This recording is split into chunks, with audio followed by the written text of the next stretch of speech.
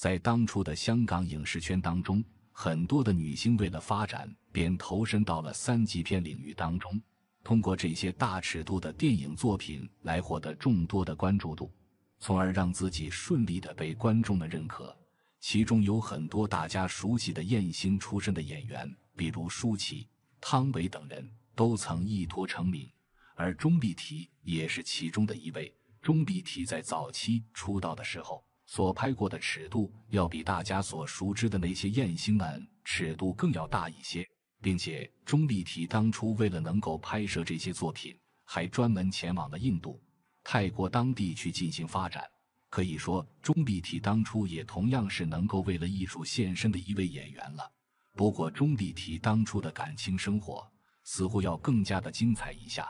钟丽缇是出生在加拿大的华裔，其父亲是中国人，母亲是越南人，有着中越混血基因的她，从小时候就展现出了非常出色的形象。随着年龄的增长，钟丽缇的外形也逐渐的越来越出色。不过小时候钟丽缇并没有太多想要进入娱乐圈的想法，而是因为家庭的原因选择了就读工商系，主要学习行销。本来钟丽缇上学的时候跟娱乐圈并没有什么关联性，但是在上大学之际，其同学就觉得钟丽缇这种出色的容貌和性感的身材应该在娱乐圈当中去进行一些的发展，所以就这样在毕业之后，钟丽缇便回到了香港当中去参加当时国际华裔小姐，并且获得了冠军，而正式的进入了娱乐圈当中。之后钟丽缇便凭借出色的形象开始混迹香港影视圈。当初钟丽缇进入香港影视圈的时候，其实并没有太多的尺度片拍摄，而是不断的凭借自己出色的形象和众多知名演员进行搭戏。其中她出演过林青霞的《白发魔女传2》以及刘德华的《至尊36计之偷天换日》等一系列的影片。因为其出色的形象，让钟丽缇在当时的香港娱乐圈中也获得了很多不错的知名度。不过真正让钟丽缇在圈内正式成名的时候，还是她当初和周星驰合作过的那些电影作品。在92年之后，周星驰已经正式地在电影圈中成名，所以基本上跟他搭戏的女星都能够获得很不错的关注度。钟丽缇同样是如此，她和周星驰合作的《破坏之王》《九品芝麻官》等一系列的作品，让她的知名度提升了非常多。并且当初钟丽缇还和李连杰合作了《中南海保镖》，以及和出道不久的吴京合作过《功夫小子闯情关》等一系列的知名作品，让钟丽缇正式地成为了香港当中的一位知名女星。不过在千禧年之后，钟丽缇也感觉自己在圈内的发展开始逐渐地乏力，所以最终钟丽缇为了寻求突破，前往了国外拍摄尺度片，走上艳星的道路。在94年的时候，钟丽缇通过和金城武、郑伊健两人合作的一部《人鱼小姐》而正式成名。这部电影在上映之后便顺势地火爆了东南亚。之后钟丽缇还获得了新马地区当中 FHM 杂志所评选出来的亚洲最性感女人之一，并且之后就获得了亚洲性感女神的称号。不过在千禧年之后，钟丽缇在香港的资源也开始逐渐的减少了起来，主要还是跟当初香港影视圈大环境的影响有着很多的关联。同样，钟丽缇也感受到了自己在香港发展的一些阻力，所以便开始寻求起了一些的突破。不过千禧年之后，香港当中的尺度片数量也已经减少了很多，就连王晶也逐渐地脱离了那种3级片的拍摄，因为限制只能够拍摄其他的商业片了。而钟丽缇则是为了突破，便选择前往了泰国当中拍摄了一部尺度片《晚娘》。这部片子本身就是改编自泰国当中的一个违禁小说。在这部作品里面，钟丽缇也贡献了自己出道以来的一次大尺度表演，并且在电影上映之后也获得了非常不错的票房成绩。之后更让钟丽缇在尺度片领域中成名的，可能就是她所主演的《色戒》了。这部电影中钟丽缇的激情戏部分应该是最大尺度的，其和男主的激情镜头也是非常的多。为了能够拍摄好这些镜头，导演也会彻底清场之后，让两人全情投入地进行拍摄。最终钟丽缇也是演绎得十分的放纵，展现出了对于原始欲望的追求和非常狂野的激情。就这样，钟丽缇便凭借《色戒》正式地立足了艳星的名号，再度让她开始成名了起来。之后，钟丽缇就前往了好莱坞中和成龙一同合作了《飞龙再生》，和古天乐等人合作了《鬼马狂想曲》，再度在当时的娱乐圈中获得了很高的认知度。不过之后，钟丽缇的资源还是继续下滑了不少，所以她也只能不断地开始加盟一些的其他的作品而发展。不过要说钟丽缇的感情生涯，却要比她的演艺生涯更为精彩。当初周星驰和钟丽缇合作了几部作品之后，两人之间就传出了绯闻消息。不过最终周星驰也仅仅表示了两人只是好朋友的关系。虽然这段绯闻没有被证实，但不少人也是相信钟丽缇和周星驰是走到过一起的，只不过这段感情可能并没有持续太长的时间。而之后钟丽缇就凭借一部《希腊之旅》和郭富城走到了一起，当时两人的感情也成为了圈内的一段佳话。因为只要郭富城开演唱会，钟丽缇就会必定到场支持，并且郭富城也说过，看足他的16场演唱会，就是他生命当中最为重要的女人。但是钟丽缇如此的主动，并且也同样看完郭富城的16场演唱会了，两人最终也是无疾而终。之后就是钟丽缇和外籍丈夫 Glen Ross 的生活。在98年钟丽缇生下女儿之后，便选择安心地过起了自己的婚姻生活。不过两人之间的感情也是在02年宣告了结束，其中之一的原因可能就是钟丽缇拍摄那些尺度片的缘故。离婚之后的钟丽缇便和一位韩国艺人申贤俊走到了一起，但因为两人发展的原因，时常分隔两地，见面机会并不是很多，所以最终也是无奈的分手。再者就是钟丽缇的第二段婚姻了。在成龙的介绍之下，钟丽缇和一位音乐人严正走到了一起，并且两人之间也有了2个孩子的存在。但是最终这一段婚姻也是持续了7年之后，没有经过7年之痒而宣告了结束。之后钟丽缇就带着自己的3个女儿再度回归了单身的生活。之后钟丽缇同样是遇到了几段短暂的感情，但都无疾而终。这种情况也一直持续到了15年的时候，钟丽缇和张伦硕两人因为一同合作了《如果爱》这个真人秀节目，然后慢慢的日久生情，最终走到了一起，并且在恋爱1年之后，两人也是步入了婚姻殿堂当中。最终张伦硕也是成为了钟丽缇真正的真命天子。虽然这段感情来得比较晚，但至少还是非常稳定的。2022年11月17日，钟丽缇在社交平台上晒出一则现身北京医院检查身体的视频，被外界以为怀上第4胎。视频中52岁的钟丽缇穿着病号服住在单人病房内，她脸上没有化妆，额头亮到发光，而钟丽缇的老公张伦硕则睡在一旁的沙发上，模样十分悠哉。在检查前夕，躺在病床上的钟丽缇表示自己非常乐观，心态也很好，所以并不担心身体会查出什么问题。说完之后，钟丽缇突然对着老公下跪表白，并称自己这辈子最爱的就是他。而张伦硕感动地抱住老婆，两人还在镜头前亲吻，如此恩爱的互动简直甜到掉牙。当到一切准备就绪，钟丽缇被推进检查室，可以看出她脸色有些苍白。不仅如此，钟丽缇在检查完后一度不能走路，只能坐轮椅。不过她在坐轮椅的时候还不忘自拍，心态相当好。钟丽缇现身医院的视频曝光后，引发外界热议。有人说以为她怀孕了，看起来有点韵味。还有网友说这对夫妻实在太幸福了，令人羡慕。令人可惜的是，结婚这么久，钟丽缇一直想要生个宝宝，但这个愿望难以实现。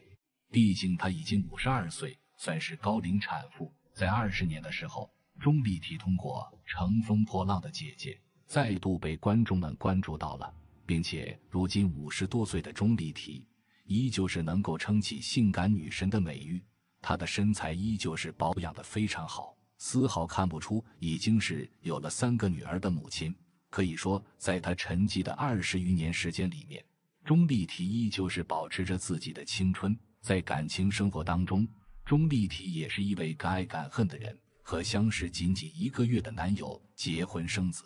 并且在身段之间当之无愧的亚洲第一尤物。23岁选美一举夺魁，被誉为性感女神。出道即巅峰，第1部戏就和刘德华、梁家辉搭档，还曾向周星驰求婚，跟郭富城谈过恋爱，甚至公开表示我从没有放弃任何爱情，我是一个很浪漫很热情的女人。闪结闪离，2结再离，鲜肉、富豪、才子、猛男无一不爱，无一拥有。第3嫁干脆找了个小12岁小老公，带着3个靓丽女儿下嫁，世人满眼讥笑，没有她将自己活成了敢爱敢恨的 Superwoman， 她就是钟丽缇。而有关她的传奇还远不止如此。1993年，23岁的钟丽缇在加拿大随便参加了个华人选美比赛，就轻松获得了当地第1名，由此拉开了她狂野传奇的序幕。获奖后的钟丽缇跑到香港参加第5届国际华裔小姐大赛总决赛，又凭借着清纯长相和傲人身材过关斩将，一举夺魁。香港4大美人之一的关之琳为她颁奖，站在绝顶美人旁边，钟丽缇也毫不逊色。即便隔着万水千山，钟丽缇也听说过关之琳有关高尔夫球的传奇往事。同为顶级美女，钟丽缇对关之琳的所作所为很不屑，但她万万没想到自己未来的故事也不遑多让。钟丽缇出生于加拿大，是中越混血，混血儿的身份让她的美有一种异国风情，也为后来的香艳故事埋下了伏笔。参加比赛这一年，钟丽缇刚从加拿大名校魁北克大学毕业，按照原有剧本，家境优渥的她应该回到加拿大继续读书，成为一名心理学家。但这短暂又惊艳的亮相让无数香港大佬垂涎3尺。在她回到加拿大之后，无数橄榄枝蜂拥而至，尤其是 TVB 的盛情邀约让钟丽缇很心动。与家里人商量过后，她觉得应该给香港娱乐圈一个机会，也给自己一个机会。年轻的钟丽缇在 TVB 的大力支持下，跳过跑龙套的阶段，直接起飞。她与刘德华、梁家辉、张国荣、林青霞等一线巨星合作了电影《至尊36计之偷天换日》和《白发魔女传2》，人生第1部作品就与顶级大咖合作，这让无数还在跑龙套的港星羡慕的口水都流到了太平洋。但马上钟丽缇就告诉他们，什么才叫真正的出道即巅峰。一转头，24岁的钟丽缇接连拍了3部电影。第1部是让香港观众记住她完美身材的《人鱼传说》。作为 TVB 的新晋冠军小姐，为了捧上钟丽缇，这部电影硬是拉来了金童郑伊健和金城武2位帅到掉渣的男主角同台搭戏。1994年11月10号上映之后，最终除了收获325万的票房之外，钟丽缇的美人鱼第一次惊艳到了观众。作为钟丽缇的成名之作，拍摄时导演罗文将钟丽缇的3围 B88、W56、H88 寄到美国，特别定制了一套价值60万港币的橙色人鱼装。每次钟丽缇都要提前3小时开始化妆，然后裸身穿上行动不便的人鱼装，水里一泡就是5-6个小时，而且全程没用替身，都是钟丽缇亲自上阵，一份耕耘一份收获。凭借这部玄幻爱情片，钟丽缇迎来了人生最高光时刻。拍完这部片子后，香港观众称她为史上最性感的人鱼小姐。第2部电影是与功夫巨星李连杰合作的《中南海保镖》。那一年31岁的李连杰无论是功夫还是颜值都处于人生巅峰，他干净利落的打戏加上钟丽缇的盛世美颜，让这部片子的影响力横扫东南亚。最后一部是与周星驰合作的经典无厘头电影《破坏之王》。那一年周星驰是香港电影的佼佼者，是妥妥的票房扛把子，无数女星挤破头都想和周星驰合作，都事与愿违。而钟丽缇不光能和周星驰合作，还和他搞出了别的事情。1994年，32岁的周星驰与23岁的朱茵渐行渐远，24岁的钟丽缇出现后，周星驰更无心照顾朱茵了。那时钟丽缇还不太会说粤语，周星驰自告奋勇给她当粤语老师。钟丽缇想要买东西，周星驰就陪她逛街。年轻时的周星驰出了名的暴脾气，经常一言不合就开骂。有一次在拍摄现场，不知是道具不行还是剧本不行，周星驰在片场不停骂人。黄一山眼见不对，去找达哥，吴孟达救场。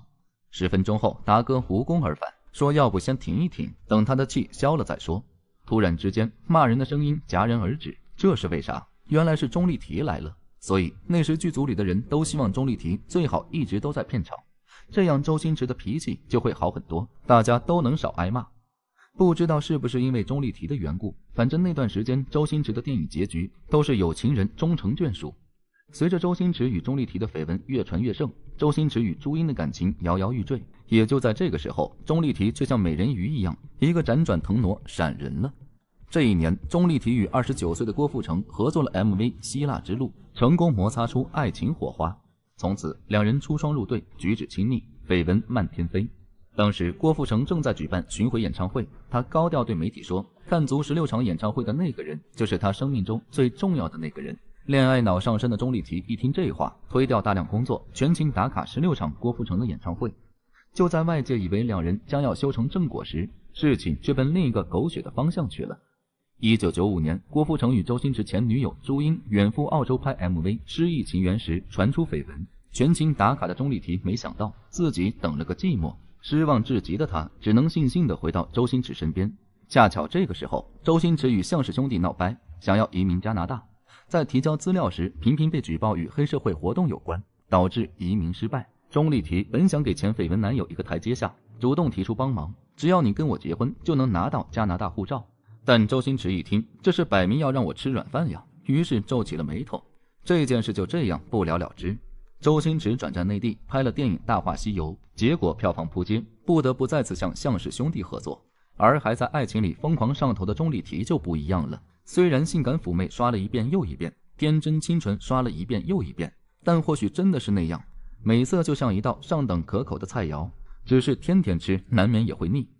从1993年到1997年，钟丽缇如劳模一般一口气出演了20多部电影， TVB 力捧，观众们喜欢。不过代表作很少，除了人鱼传说几乎没有闪光之作，更别提拿什么大奖。与周星驰合作了4次，大多是客串。无可奈何，周星驰电影里美女太多，钟丽缇算不上最靓丽的那个，所以难免有人会说，这时期的钟丽缇美则美矣，却毫无灵魂。想想和她同龄的黎姿，凭借《古惑仔》成了整个香港人的大嫂；和她同龄的李嘉欣，比她早出道那么几年，早已功成名就；比她小1岁的华裔小姐亚军袁咏仪，个人首部电影《阿飞与阿基》就获得金像奖最佳新人奖。第2年又凭借爱情片《新不了情》获得了金像奖最佳女主角奖。没有对比似乎没有伤害，钟丽缇成了观众眼里香港最大的花瓶。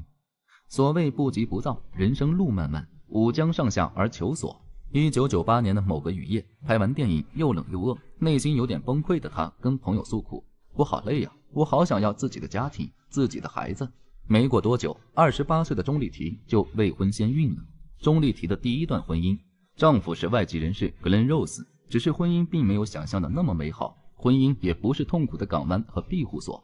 事实证明，这段奉子成婚的结局并不美好。两人生下了一个女儿。2002年官宣结束，闪婚的结果就是经不住时间的考验。生完孩子，结婚的1年后，钟丽缇的婚姻就亮起了红灯。2001年，钟丽缇带着3岁的女儿有点狼狈地回到香港，此时已经年过30，曾经的妩媚撩人，经历了婚姻磨砺之后，反而显得有些疲惫，有些落寞。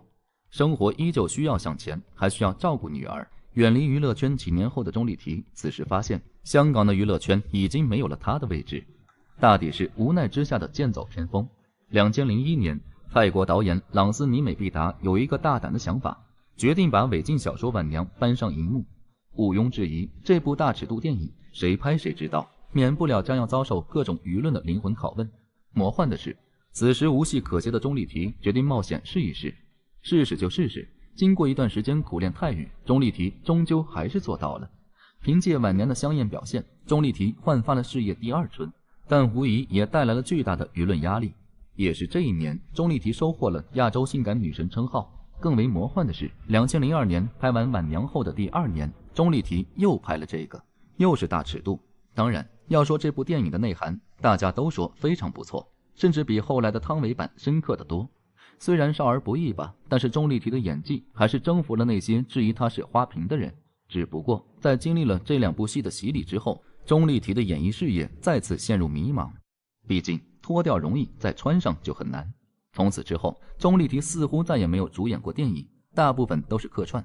要说存在感，2003版的《天龙八部》，钟丽缇客串了马夫人康敏，甚至被金庸迷大赞，仿佛是从书里走出来的，风韵尚存。之后的钟丽缇成为头条热点时，大概就是结婚生子，离婚再结婚了。人生大概就是这样，没有后悔，没有经历。如今的钟丽缇嫁给了小自己12岁的张伦硕，那叫一个处处洋溢着幸福的画面。